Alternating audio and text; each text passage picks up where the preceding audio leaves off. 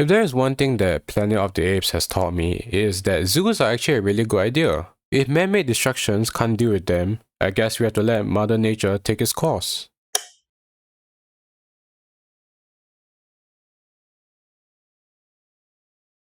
I feel that cramps are kinda like getting your teeth pulled out. You never know when it will happen. I remember having my first cramp. My mom told me I was undergoing puberty, but it really felt like pregnancy where your children are kicking a hump as a form of retaliation. Well, retaliate all you want, you end up in the toilet bowl. Gorillas are known to be the strongest mammals out there, cause you know, that's why girls say they'd rather go into a forest with a bear, not a gorilla. Or man. Unnecessary competition, but hey, the horses started it. But still, you can't compare bears to gorillas. Let's take a look at an example. Winston. Dude's strong, you know. He can go at you at any direction and finish the job. But when we talk about a game, it kinda depends on your skills. Have we ever seen a bear in a game before? No. Bears are just some European dudes with knives against a gorilla who'd sucker punch them in the face. I feel like somebody made this into a movie before, but whatever, that doesn't matter. Enough of that, let's talk about cramps or pain, whichever you like to refer to in terms of ethicality is quite self-explanatory, occurs when either one or both hurt. This can range from sudden onsets or long durations. Let's start with what causes cramps. Common causes being all these stuff on the screen, I'm not gonna say them, but if you don't like you need to get them checked. Serious conditions include torsion or STI. Knowing half of my audience, I'm sure you won't have to worry about the latter. With everything listed out, you can tell that it's impossible to inflict such conditions on gorillas. You either pick up the scissors or scissor. Pick your poison. Okay, but if the gorilla's a male and so are you, it'll be slightly unconventional, but hey, you get a round of applause. That will leave the only option of physical.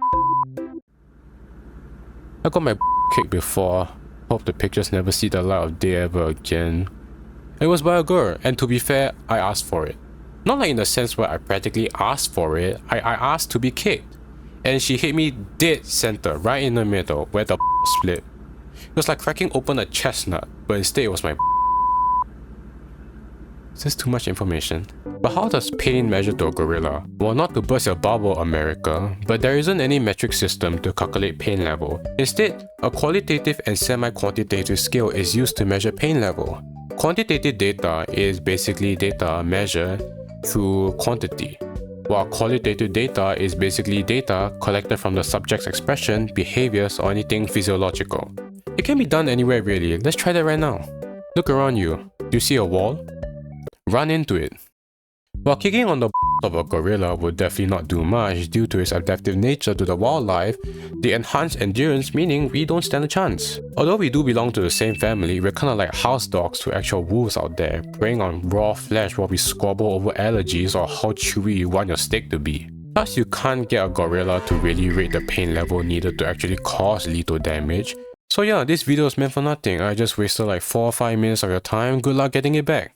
So apparently, Banjo is a bear. Like, I was editing the video and I searched out, oh, what bears are there in games, and apparently he came up.